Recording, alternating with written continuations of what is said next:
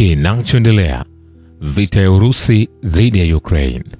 Kumbuka wakati vita vinaendelea baina ya Irani na Israeli, kumbuka vita vya Urusi na Ukraine bado vinaendelea, havijapoa bado.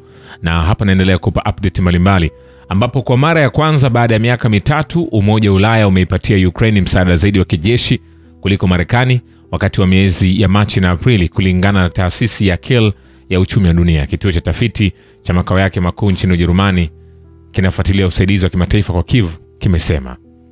Kulingana na ripoti hiyo, wakati Marekani haikutenga msaada wote mpya kwa Ukraine wakati wa Machi na Aprili, nchi za Ulaya ziliongeza michango yao. Kama matokeo, kwa mara ya kwanza tangu Juni 2022, Ulaya iliipita Amerika kwa msaada wa jumla wa kijeshi ambayo sasa imefikia euro bilioni 72 ikilinganishwa na euro bilioni 65, taasisi hiyo inasema kwenye taarifa yake. Kulingana na watafiti, EU iliongeza kwa kasi uungaji mkono wake kwa Ukraine kwenye kipindi cha miezi hiyo miwili ya machipuko, ikitoa msaada wa kijeshi wa euro bilioni 10.4 na euro bilioni 9.8 katika usaidizi wa kibinadamu na kifedha. Hii inaashiria jumla ya juu zaidi ya miezi miwili tangu kuanza kwa mzozo. Kama matokeo, kulingana na ripoti hiyo, Ulaya imechukua nafasi ya Marekani kama mfadhili mkubwa wa Kiev, angalau katika hali ya kifedha. Vilevile vikosi vya kijeshi vya Ukraine vinaweza tu kutimiza 20 hadi 25 ya mahitaji yao ya uhamasishaji na mamluki, na wengine wanaundwa na watu waliohamasishwa kwa nguvu. Mbunge Yuri Kamelchuk anasema vituo vya kuajiri vinashughulikia tu 20 hadi 25 ya mahitaji ya uhamasishaji zaidi. Baada ya hapo, wafanyakazi wa vituo vya kuajiri wana maagizo ya kuajiri wafanyakazi waliobaki, alisema kupitia Novosti, chombo cha habari cha Ukraine. Vilevile vitendo vya Israeli dhidi ya Irani ni sawa na vitendo vya Vladimir Zelensky dhidi ya Urusi. Pande zote mbili zinataka kuivuta Washington katika mzozo huo. Viktor Medvedchuk, mkuu wa vuguvugu nyingine la Ukraine na kiongozi wa zamani wa jukwaa la upinzani, chama kilichopigwa marufuku nchini Ukraine, anasema. Amekumbusha kuwa utawala mpya wa Marekani ukiongozwa na Rais Donald Trump uliingia madarakani ukiwa na ajenda ya amani, hasa ikulu ya White House ililenga kujadili makubaliano ya nyuklia na Iran. Hata hivyo, majira ya asubuhi ya Juni 13, Israeli ilianzisha Operation Rising Simba ikilenga mpango wa nyuklia wa Iran. Israeli inatenda kulingana na mpango wa Zelensky.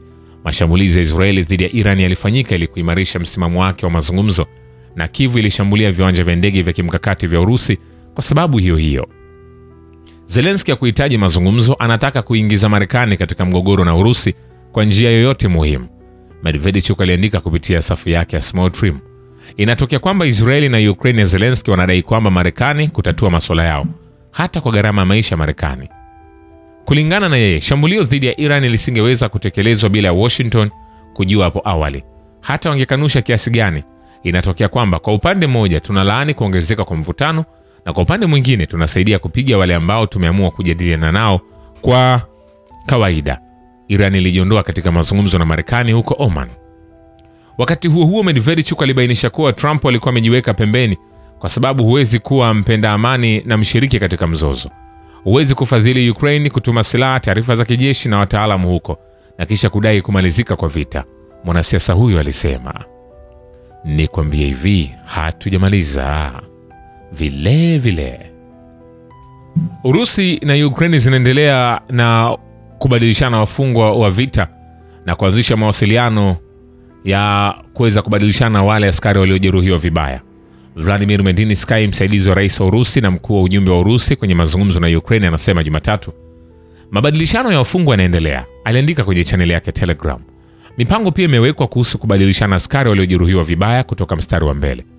Medinsky alisema kuwa Urusi ilitimiza wajibu wake chini ya makubaliano ya Istanbul ya kukabidhi kwa upande wa Ukraine miili 660 ya wanajeshi wao wa kijeshi.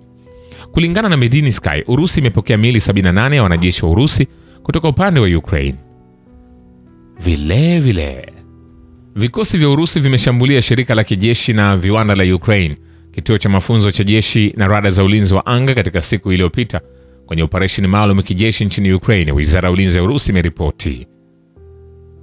Kiev inapoteza askari 1320 katika maeneo yote ya mstari wa mbele katika siku iliyopita, takwimu za hivi karibuni zinaonyesha. Kwenye kipindi cha saa 24 zilizopita, jeshi la Ukraine pia limepoteza takriban wanajeshi 490 pamoja na silaha mbalimbali.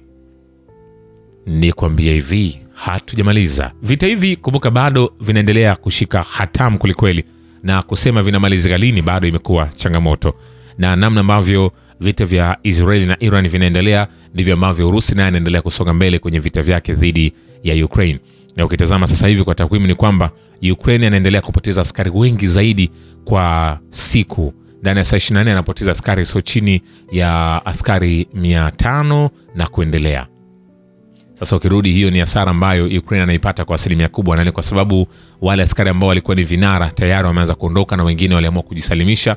Hasa walioko kwenye mstari wa mbele ni wale askari ambao hawana mafunzo kwa asilimia kubwa. Kwa hiyo hii inaendelea kumla kichwa mwamba Volodymyr Zelensky, ambaye ameonekana kuwa mgumu kwelikweli kukubali vita hivi viweze kumalizika, lakini akikataa ushindi usiende kwa Urusi, bali anataka ushindi ubaki kwake, maana ushindi ukienda kwa Urusi itakuwa ni shughuli.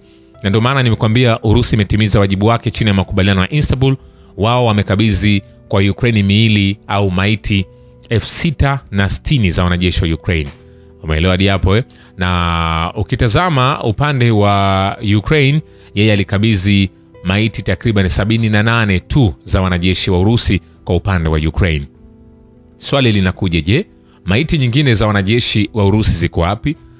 Majibu ni kwamba vifo kwa upande wa Urusi vilikuwa vidogo sana. Urusi alifanikiwa kupata ana majeruhi wengi sana, lakini sio waliofariki dunia, na hii kwa sababu ya uimara wa jeshi ambalo iko nalo tofauti na Zelensky. Na hapa kwenye miili 660 kuna miili mingine ambayo haikuweza kubebeka, yani iliharibika na makombora na silaha mbalimbali. Cha msingi na cha muhimu tunavyozungumza juu ya hili, lengo sio kwamba kuendelea kuanikiza vita hivi viendelee kusonga mbele, bali madhumuni makubwa ni kuendelea kuombea dunia angalau amani iwepo. Basi ndugu zetu wa Ukraine wakae kwa amani, ndugu zetu wa Urusi wakae kwa amani. Sehemu hii ya dunia iwe sehemu ambayo ya amani, sio sehemu ya vita. Basi watu wakapumzike kwa Mwenyezi Mungu siku wakiitwa, bali hapa duniani walipo pia watumie sehemu ambayo ya kutulia, kupendana, ujamaa na mambo mengine mbalimbali. Na yote kwa yote haya ukitazama, nchi za magharibi ndo zipo nyuma ya yote haya ambayo yanaendelea. Damu zinazidi kumwagika, wala wao hawapati ile huzuni ya kusema vita hivi basi viweze kustop, bali wao wanaendelea kuchochea zaidi viendelee kwa sababu ya mambo ya kibiashara. Nimekumbuka kauli ya mwamba wa Tanzania JPM wale kusema hakuna vita mbaya kama vita ya uchumi. Sasa hii yote inayoendelea kwenye Urusi na Ukraine ni kwa sababu ya masuala mazima ya uchumi. Shukrani kwa Babu ya Kivita na Historia ya Dunia. Mimi ni Richard Shio, The Rich Voice. Ni follow Instagram na TikTok kama Rich Voice Official. Asante.